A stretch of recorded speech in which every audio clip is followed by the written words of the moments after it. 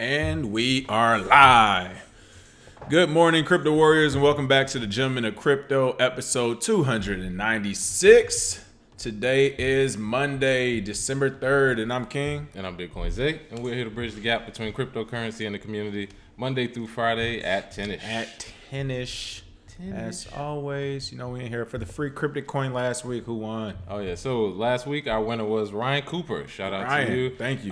For answering the Crypto Jeopardy questions and for getting those right. Of course, people can Google, looking up whatever. But the speed at which the answers came in is kind of what I went by. I was trying to see who was posting first, who kind of already knew it. And like we said before, those Jeopardy questions were pretty easy for our crowd, but for some of the newer people, it could have been a little tough. But thank you, Ryan Cooper. I already sent those free cryptic coins, brother. Thank you, thank you. All right, now up to date. It wasn't a long weekend, but we had a dino get out, people. We have our Dinosaur of the Day segment today. We're going to be highlighting a finance professor who called Bitcoin worthless and said it has entered the quote-unquote death spiral. Oh my goodness. It's over. This guy's like writing a script. What's going on with this story? Oh, yeah. Well, following his death spiral quote, he actually said it's close to becoming worthless, which, you know, most people, they don't choose their words wisely when describing Bitcoin because there is no such thing as something that's worthless, that is this popular, that's used this often with this type of mechanism. Even tulips are still worth $3 right now. So hey, there it is. I mean, it's one of those things where they just kind of go tulip market as far as they can go to discount it. He said Bitcoin has embarked on a swift and painful drop to zero now that the price has dropped below the estimated cost of mining. And in my opinion, like I've always stated, the cost of mining is somewhere around the 4,000 mark. So it has dropped below that. However, at the same time, saying it has no value, saying it's worthless, saying it's going to zero. We've heard this before, people, hundreds of times. It was darker days years ago, and now we have a lot of interest behind it, and I just don't see how that's possible. So, you know, and add on to that, I mean, there's a couple things. First of all, when we talk about the technology, we talk about the tech here all the time. It actually works, so it cannot be worthless. It actually works, people. You can actually send crypto around the world. People use it as value, and a government or whatever regulatory agency can intervene. All right, so it does work. So as far as calling it worthless, that's false in and of itself. And then the second thing, when it comes to mining, you know, a lot of people have made a big stink about mining. Well, the miners do this, or they do that, they'll go this way. You have to remember, before mining became profitable, people were mining. People are going to mine crypto regardless of the cost, even if it becomes a cost to them. And the reason why I say that is because some people actually like this stuff. It's good technology. For people who are in tech, we like it. We're not, you know, this isn't something that we're just looking at the dollar cost savings or where the price is going to be in regards to fiat currency. We actually like this technology, people. We like a lot of projects in the blockchain space. We like Bitcoin. We use it. So again, going back to whenever people bring up this mining argument, you might lose a lot of miners. You might lose some big mining pools. But mining will never stop because people will do it. They will pay to do it. They like doing it. People used to pay to do it when it first came out. People, they enjoy doing this stuff. It's fun for people. So, again, a totally random argument that, you know, it's coming from this is a finance guy. All he cares about is the dollar. How much is this thing worth? They don't care about the tech. They don't care about it changing people's lives. So to me, this doesn't even matter. I mean, it's speaking from experience with something as far as the fiat currency world. So to them, everything that's against it is an enemy. So they got to say he's got to say what he's got to say. But you know, the miners thing, they can literally flip that switch right back on, like within a few minutes. You can, or maybe a day or two, because you got to sync the blockchain. But you can literally switch it back on, like. And I don't think we called this person out, but it looks like Santa Clara University professor of finance, Atula Sarin, published his opinion piece arguing that the rising cost of crypto mining, coupled with the ability for bearish investors to short Bitcoin in the futures markets, could spell doom for the flagship crypto. And he started doing this initial opinion piece was when the price was around $7,000. So he jumped on the bandwagon after it dropped $13,000. Such like Santa Clara people. No, I was kidding. And then again, you know, following this 45% decline, He's came back and said this. So this guy wasn't even the first one to tell you that the dip was about to happen. I mean, he's literally just trying to get it, or she. I'm not sure if this is a guy or a girl's name. Yeah. But commenters are funny. Right. They're basically saying Bitcoin is about as worthless as your degree from Santa Clara. Exactly. That's what. Like, look, I was trying not to go in that you? direction with it, but I mean, come on. If you're a finance guy and you're in Santa Clara, be a finance guy in Santa Monica or New York City, you know, or downtown LA. I don't want to hear about. Yeah, get out. I mean, I thought they go surf over there. What's going on? Go surf somewhere. Hey man, everybody has an opinion. Anyway, for Atulya Sarin, University of Santa Clara finance professor who is doing his school no justice, we want to go ahead and give you that loud roar this morning. Give it to him. Ah, there it is. You deserve it. Local celebrity. It gets you every time. Hey man, and these people, somebody, if it's not us, screenshot these people. Make sure you save them. Right. Probably about 3 or 4 years, probably 2020 having is probably when I started. Right. I want to start a whole scrapbook of people who went against Bitcoin, said it was going to die. Make sure these people's picture and name and everything they do is in there. So you know what? Make sure you remember these people. Remember who we should be covering. We haven't seen in a while. Somebody get Alex Daly back in the chat box. Yeah. Alex actually called. He called it the $3,000 price, $3,000 some change price months ago. Oh yeah, he switched a couple times. But he was pretty steady. That's how markets work, you know. Yeah, he's pretty steady on that. So we'll get that to him. Speaking of our chat box, let's go ahead and get some shout outs. Hugging the Blockchain, John Siebert, Tony Nolly, Crypto Ty, S1 Does, Malik, Going Bitcoin, Michael Williams, Bitcoin Outlaw, P-Man Van, everybody. What's going on? Oh yeah, Tony Nolly. You would pay to overthrow the old banking system. A lot of people will. That's what people don't understand is some people got into this for the actual overthrow of the banking system or a change in the financial industry. Right. So. But speaking of overthrowing the banking system, I mean, we might not have a choice here in a few stories. So let's keep it going. Next, which is actually the top story of the day, G20 country leaders call for international cryptocurrency taxation. We could have told you this was coming a long time ago because I think we actually did say it was coming. We covered this. We covered this, I think, beginning this year, into last year, basically. Yeah. But it looks like the G20 countries have called for the taxation of cryptocurrency as well as its regulation to combat money laundering. Japanese news outlet GG.com reports December 2nd. According to them, the final text of a document jointly delivered by G20 leaders calls for, quote, a taxation system for cross-border electronic payment services, end quote. You know what? Again, we already talked about this before. The bottom line is, before we talk about taxing crypto, which I think they will try, and it won't be the entire world. It'll be those G20 Western, United States-led countries, basically, with us pushing our thumb on everybody saying, if you don't do this, you're going to wish you did. Oh, yeah. But they can't even agree on wars right now, people. Yeah. You know, they can't agree on anything. So they don't like each other. They don't like each other. So to see the G20 attempt to build some type of taxation system for cross-border electronic services, I mean, it makes sense because it does go along that narrative of that one world government. But also, I mean, it goes back to the basics. Taxation is theft. G20 or whoever you are, you just, I think they're just going to push civil war even faster at this point. And I mean, gonna try to tax the whole entire world under one agency. Like, what's gonna happen? I would say G20, and the G stands for get down or lay down, because it looks like that's exactly what they're trying to do with all of these countries. Because honestly, these discussions, we're not privy to them. Some of them you can actually see live, but those are the safe ones that they want you to see. You already know. They say it's for anti-money laundering. We've seen this story before. Anytime they try to protect you, they end up basically taking your own rights. And with cryptocurrency, the transfer of money from a person to another person should be private if you want it, should be public. But it's also funny that they always throw these rules out at these conferences when we've heard from the FBI, we've heard from other institutions that they love when criminals use Bitcoin because it's actually easier to track them. So I don't understand exactly all of the deceit going on in the world. And of course, G20 is going to talk about crypto. So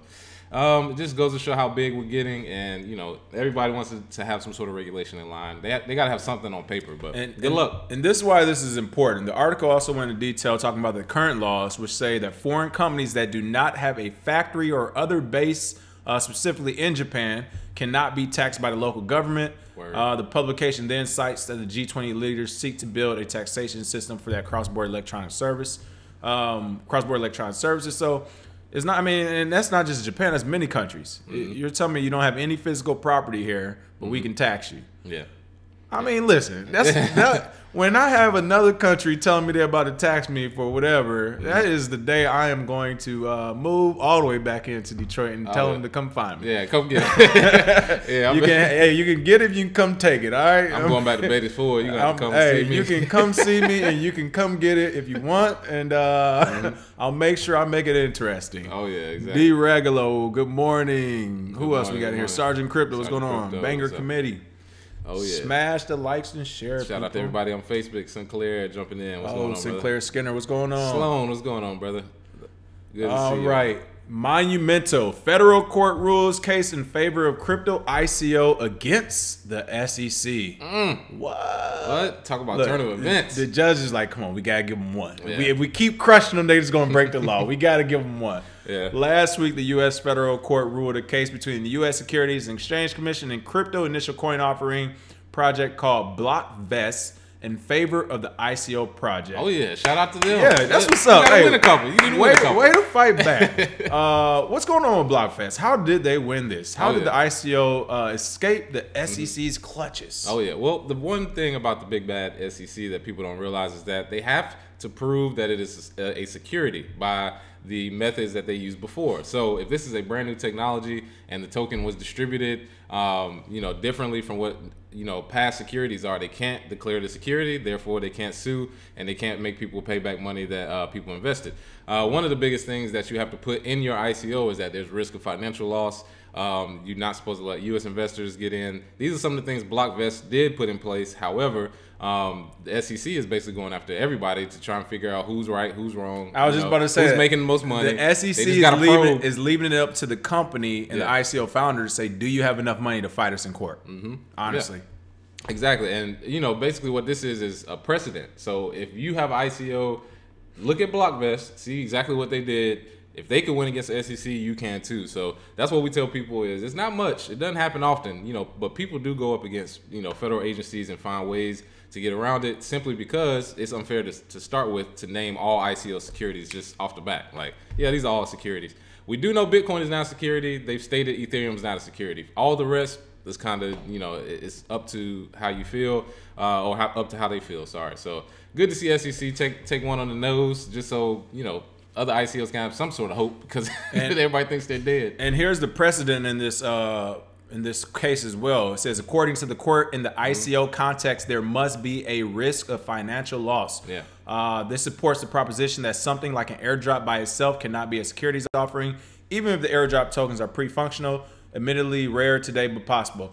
Santori said, Santori, of course, was the, here, you got him up here. Marco Santori, the president and chief legal officer at Blockchain. So the reason why that's important is because, for one, it kind of shows the greed of our government. If everybody makes money, then don't worry. But if you all lose some money, we own you. Yeah. But seriously, that is a positive of this. If you start a business, ICO, whatever in this space, and you are making a ton of money, they're of course going to come, but they're just going to come for the fines and giving them some paper. But you're only in trouble really if you're trying to scam people or if you lose a lot of money. And that's probably because they got those taxpayers and voters banging at their door. But right. Other than that, you're good to go. But here's honestly the real way to stop the SEC, or at least slow them down, or discourage them from coming at the ICO company. Something I don't think we'll see, because unfortunately, a lot of I won't say a lot, but there are a good amount of businesses where in the community where they're not really here for the community, they're just here for the money. But you got to sue the SEC back. Yeah. Class action lawsuit from every ICO or every crypto enthusiast out there because they're messing with the market. Yeah. I can't remember the case that happened about 20 or 30 years ago, but somebody went back and tried to sue the SEC or one of our federal government agencies, and they were putting the pressure on some billionaire or something who had the money to keep backing it, to keep the lawyers coming every month. And at the end of the day, SEC is using public money, so they have to take that into account. But yeah, I mean, we sue the SEC right back on numerous platforms. I mean, just the harassment. We're going to cover that in our next story. The harassment, the threat of harassment from the SEC.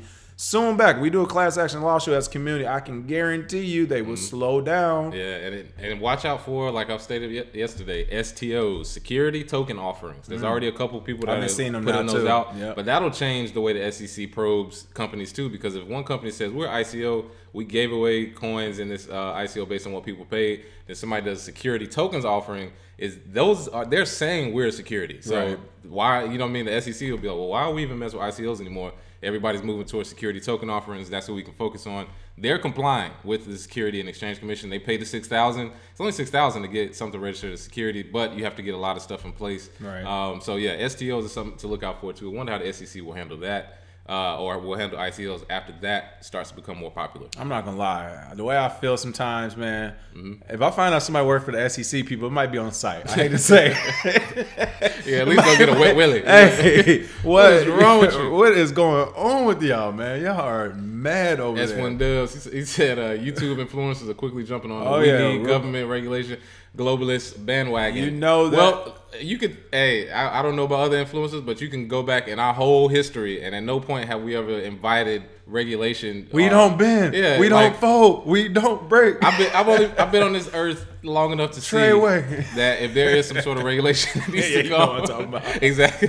Trey Way. Well, if there is some sort of regulation, we've always said self-regulation will be the best way to go, with a framework around it from governments that doesn't impede progress, because they're going to come. We know that. We're not dumb. But at what point do you say, hey, this is your area, this is ours? Right. That's what we're arguing. Some people are saying, yeah, come on all the way in. Do the same stuff you were doing before and just call it something else. Nope, I'm good. I'm okay. Yeah, I'm good with that. I'd rather not. Oh yeah. So yeah, next story, which is another top story, of course, of the day and the weekend. Saw some people retweeted this. SEC's next move: social media influencers who promoted crypto ICOs. Oh yeah. If you notice in our title, I think I just put criminals or maybe killers, but the SEC literally wants to lock up crypto enthusiasts next to those murderers and rapists and all the other despicable people in society. They are saying social media influencers, you deserve to be right next to them. And there was some people that actually, I think, was telling us about, we're not too worried because from the very beginning, one thing we don't tell a lot of people, I think we started our videos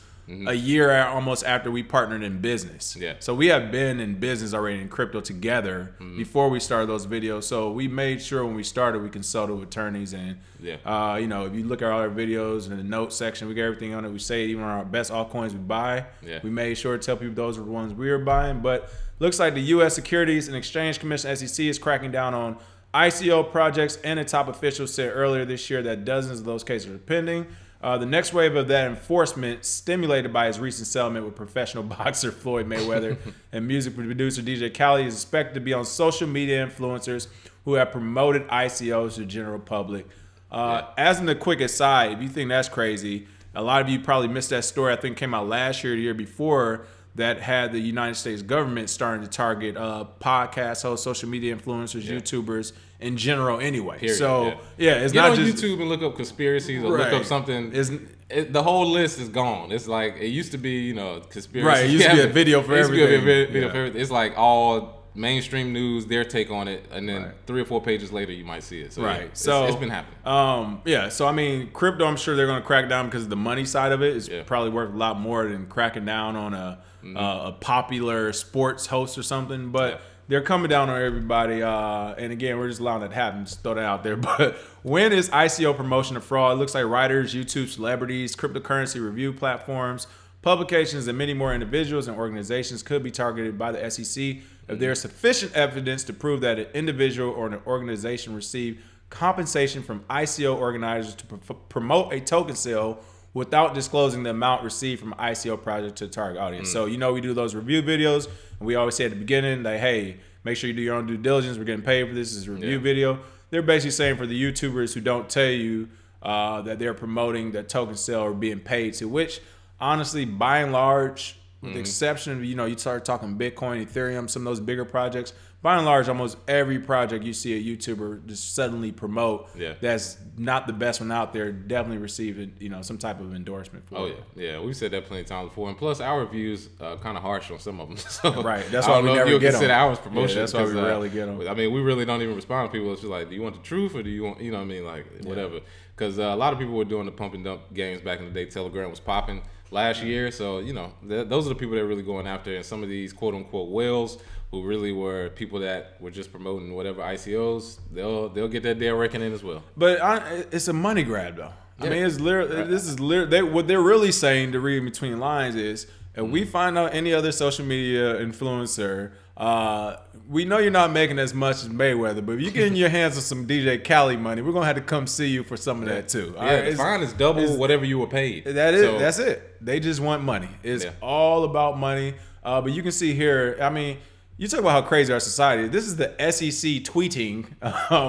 Social media influencers are often paid promoters, not investment professionals. And the securities they're touting, regardless of whether they're issued using traditional certificates or on the blockchain, could be frauds. Again, making up new rules as we go. 2 years ago, they weren't even using the word blockchain. They didn't even believe in crypto. And then, you know, you talk about not investment professionals. So why aren't any of the investment professionals in jail or being fined from what happened in 2008? Or, I mean, at this point, even now, I got an investment advisor who still telling me to buy the market. I'm like, dude, you want me to buy the top? Hey, how many investment professionals told you not to buy 3 or 4 years ago? How many investment professionals told you not to buy last year? Yeah, that was my battle when I first started. It was always the person who had money. It was like, well, my investment person told me not to. And I was like, they're wrong. Like, I'm sorry I have on a hoodie right now, but that dude is wrong. And you'll see in the future, which they did, like I said, the emails from last year were pouring in, and that's one of the biggest things that people say they're an investment professional. They got the certificate, they got a degree in it. Shout out to you for learning in that arena. However, in the cryptocurrency arena, a lot of it is self-taught simply because there is no college course for it. There is really no classes for it. It's called sitting in front of your computer 18 hours a day and reading and learning. Yeah, usually people that learn it on their own retain the information better. They work at their own pace. They get the information they need, not extra. So it's not, you know, kind of convoluted like college courses. But at the end of the day, if you know what you're talking about, like we've been here, you know, long enough, people believe what we're saying. Other people, you can kind of see through it from a long distance. Like it's like, dog, why that little Indian dude that keeps popping up on YouTube, every single commercial, like people like that. Come on, man, like don't listen to them. You know they're scamming you. So, but hey, you know. You gotta do. The government, S1 Dub, shout out to this comment. The government has to clear the way, in parentheses, burn the competition for their own government back and create digital asset. Exactly. I don't think it's the government that's going to do it. It's going to work exactly like the Federal Reserve. I mean, we already see Coinbase lining up for the positioning for it, but it won't be you're right, with the exception of the last part. It won't be a government back, or you did say government back. You didn't say they're wrong. Okay. Yeah, it'll be a government back one though. You're right. I think whether it's Gemini, Coinbase, whoever it is, you're right. They will have some type of government-backed digital asset, government-backed exchanges, government-backed everything, rules and regulations. You got to do it this way, or it's illegal. I mean, I think, honestly, we're 2 to 3 years out, maybe 3 to 5 from seeing it to the point where it's like all these other cryptos, all these thousands of cryptos are illegal. You have to use ours. And to the point where literally where they're making like, what is it when you print fake money? I can't, counterfeiting. They'll make it like counterfeiting. They'll make it so that there's you out here making crypto. You know, that's 10 years in prison at least. They find out you at home making crypto. So you're right. I think that this is their way to just kind of scorch earth it. Again, you read the island of Jekyll or whatever it's called, about Jekyll Island, about, you know, the Federal Reserve, how it came to begin with. It is literally a playbook for what's happening right now. I've been rereading it over and over again this entire year because it's like, how can we plan for what's coming next? And it's literally the same thing that's happening. Crypto Ty said this is what you call suppressing the public so that capitalization can be in place before mass adoption. Exactly. One of the main reasons why the SEC was telling us no retail investors is because they want to make sure all the other people, all the other business owners and wealthy people are in place for the big wins. And it's working. And then once they have the businesses set up and all the pipelines and all that, then we can give it to you poor mom and pops out there. And the way I know it's working is I watch all the podcasts that are out now. Drink Champs, I believe, they mentioned Bitcoin. Joe Budden's podcast that just came out today, they mentioned Bitcoin. A few other TV shows have mentioned it, and they've all said the same thing. I knew it was a scam. I knew it was going away. I knew it was fake. And this is what you know, the news and what public opinion does. People who have no idea about the market, once they see 1 or 2 stories, Bitcoin's dead, look at the price. Oh yeah, confirmation bias. I already know it's going to die, and then they look at that. That's how they use it. So it's working. They're definitely, you know, the news and SEC and all of that. They were talking about DJ Khaled and Floyd Mayweather. That's why they brought it up. But it's working. They're literally getting people, public people. So even some of the people that watch us are like, oh well, I don't know about that because what news told me. And then you ask them what news, and then we're like, of course. Like, you do realize who owns the news stations, Look right? Who owns, follow the money, like 5 people who own all the news out there. So absolutely. So it might be something to take into consideration. Absolutely. And to end on a great note, subreddit Bitcoin hits 1 million subscriber milestone. There you go. Yeah.